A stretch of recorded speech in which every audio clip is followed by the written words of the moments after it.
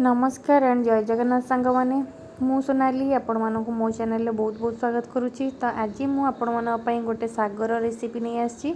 तो यही सागटी को तो देखिए आपण मैंने भल भाव जानीपे ये क्यों साग ठीक जानी आपण मैंने ये हूँ मेथी साग। तो मेथी साग को मुझे भल भाव सफा कर तार चेर गुड़ी बाहर कर नहीं भल भाव धोईकी मुझे चुन चुन कर काटिनेबी।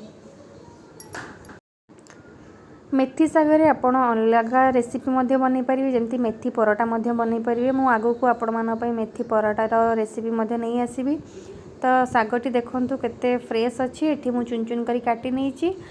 साग बनवाई मु प्रेसर रे किछि डाली आलू बैगण और टमाटो पकईकी भल भाव प्रेसर देदेवा। यापर मु कड़ाई बसैकी यादे किछि तेल नहीं एवं यादे किछि फुटण सोरिष एवं सुखिला लंका नहीं जेहेतु संक्रांति थिला सेतिपय मु पियाज रसुण यूज करिनी। आपण चाहिले यूज करि परिबे।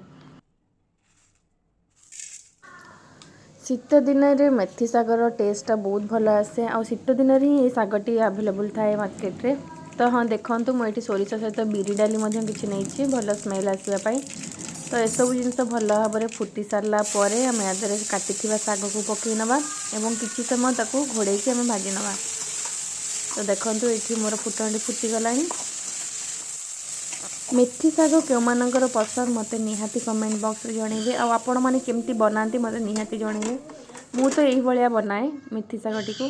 तो ये मेथी सागटी मुझे किसी समय घोड़े नहीं एवं देखु सागटी आम दबी जापर मुझे सिझे रखी डाली आलू बैगण टमाटो को पकई नबा एवं शेष में आम स्वाद अनुसार लुण पकई नबा।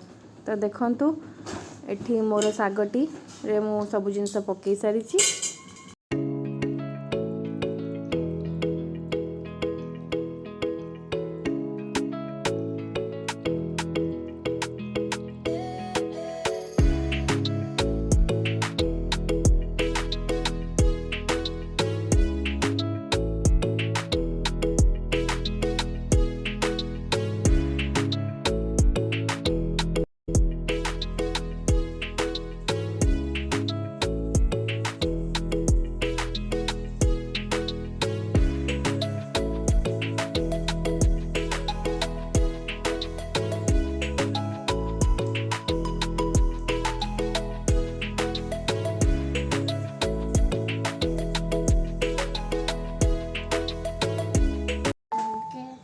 फाइनाली आमर सागटी रेडी हो जाइए। तो भिडियोटी भल लगे लाइक शेयर और कमेंट करेंगे और सांग मान सहित शेयर करेंगे।